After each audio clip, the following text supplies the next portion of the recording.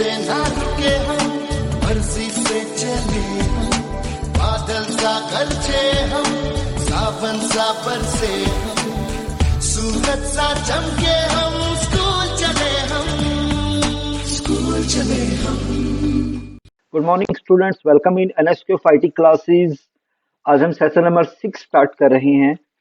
तो I hope कि आपने जो इसके 5 सेशंस थे वो अच्छे से पढ़े होंगे और आप बेसिकली पढ़ने के साथ साथ इनके प्रैक्टिस भी प्रॉपरली कर रहे हैं। प्लीज अगर आप एक न्यू यूजर हैं तो लाइक करिए, सब्सक्राइब करिए हमारे चैनल को, ताकि हम आपके लिए और भी अच्छी वीडियोस बना सकें। तो नाउ अब आपके पास जो आज का जो टॉपिक है that is regarding view option है कि व्यू कैसे यूज करते हैं पावर पॉइंट के अंदर। ये भी काफी इंपॉर्टेंट एक टॉपिक है व्यू। तो व्यू जो है वो 5 तरह के होते हैं। हम एक नई स्लाइड बना लेते हैं। यहाँ पे एक बार स्लाइड शो में गए और ये होम पे गए, होम में जाके एक न्यू स्लाइड बना लिया आपने यहाँ से। And today topic is the about views. ठीक है, तो 5 तरह के व्यूज होते हैं। जैसे नॉर्मल व्यू है, ठीक है, स्लाइड सॉर्टर है, slide show,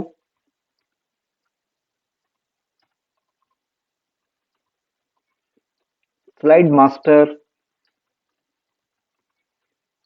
and slide notes.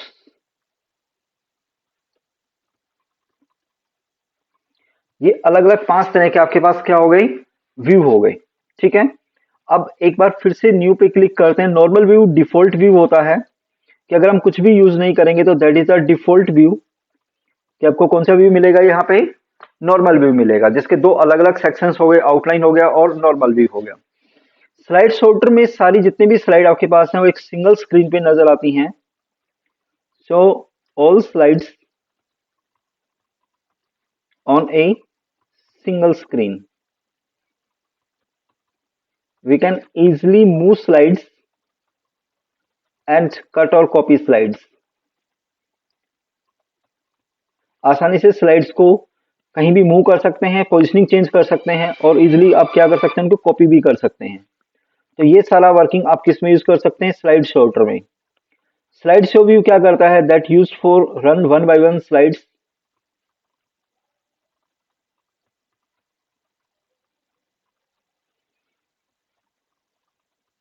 On full screen. आपको जितने भी एनिमेशंस वगैरह, इफेक्ट वगैरह शो करने हैं तो वो सारे एनिमेशंस वगैरह आप शो कर सकते हैं स्लाइड शो व्यू के अंदर।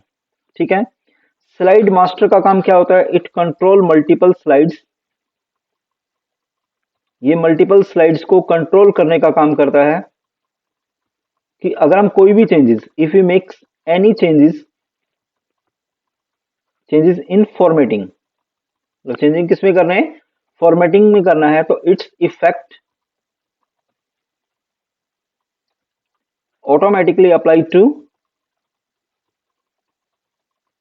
All slides. मतलब जितने भी स्लाइड्स हैं उसके ऊपर इसका इफेक्ट हो जाता है, लेकिन उनका टेम्पलेट सेम होना चाहिए। अगर टेम्पलेट डिफरेंट है तो मे बी कि इफेक्ट नहीं आएगा उसके अंदर, अदरवाइज सब पे इफेक्ट आ जाएगा। स्लाइड नोट्स में क्या होता है कि we can add some extra information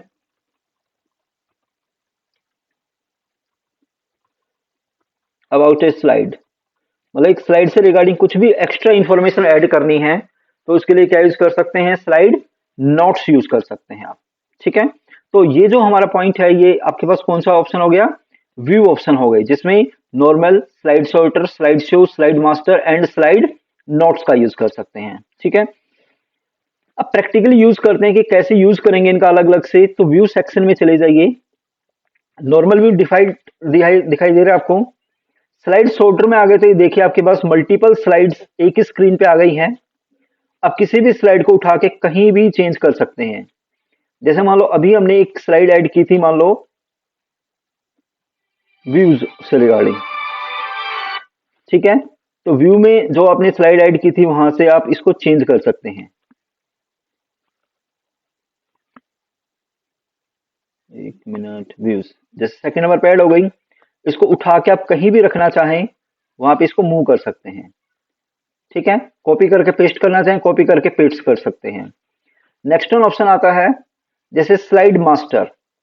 slide master actual में क्या करता है, ये कंट्रोल करने का काम करता है मल्टीपल स्लाइड्स को, कि अगर मल्टीपल स्लाइड्स हैं तो आप उनको एक साथ क्या कर सकते हैं, यहाँ पे कंट्रोल कर सकते हैं। तो स्लाइड मास्टर में आ गए।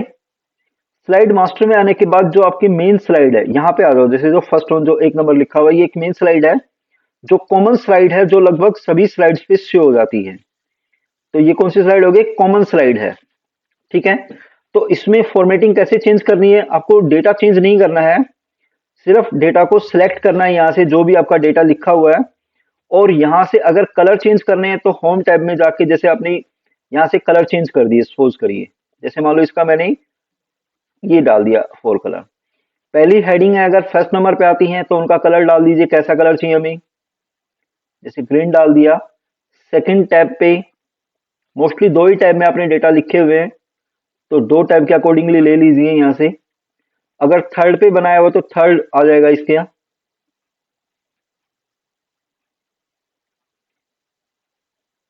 ठीक है, इस तरीके से व्यू आपने अलग अलग डाल दिया है। तो अगर अब आप व्यू में जाके नॉर्मल क्लिक करते हैं, जैसे व्यू में गए और आपने यहाँ पे क्लिक किया, नॉर्मल स्लाइड पे आ गए, तो आप इसका इफेक्ट देखना, जितनी भी स्लाइड आपने बनाई हुई थी सब पे इफेक्ट ऐड हो गया। तो इस तरीके से आप किसका यूज कर सकते हैं? स्लाइड मास्टर का यूज कर सकते हैं। और क्या डाल सकते हैं इसके अंदर? दोबारा से क्लिक करिए, देखो स्लाइड मास्टर के ऊपर। अगर मान लीजिए आपने कोई एक इमेज ऐड करनी है, तो कहां से जाके ऐड करोगे? इंसर्ट में गए और यहां से आपने पिक्चर पे क्लिक किया। ठीक है, पिक्चर में जो भी पिक्चर आप लेना चाहें वो ले सकते हैं यहां से। जैसे मान लो मैंने ये पिक्चर डाल दी। ठीक है, इसका साइज को छोटा कर लेते हैं एक बार। हमें तो एक इमेज शो करनी है जस्ट, और ये कहीं भी आप अरेंज कर सकते हैं, जैसे कॉर्नर में लगानी, कॉर्नर में लगा दिया।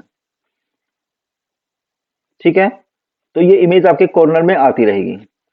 इसके अलावा जैसे लाइक अगर आपको कुछ और ऐड करना है, जैसे कि कुछ वर्ड आर्ट से ऐड कर देते हैं। जैसे मान लो यहाँ पे हमने NSQF क्लासेस डाल दिए।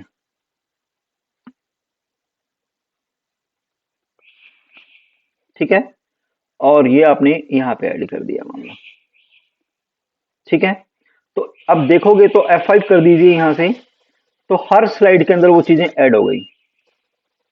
ठीक है, तो ये मास्टर स्लाइड का यूज पता लग गया।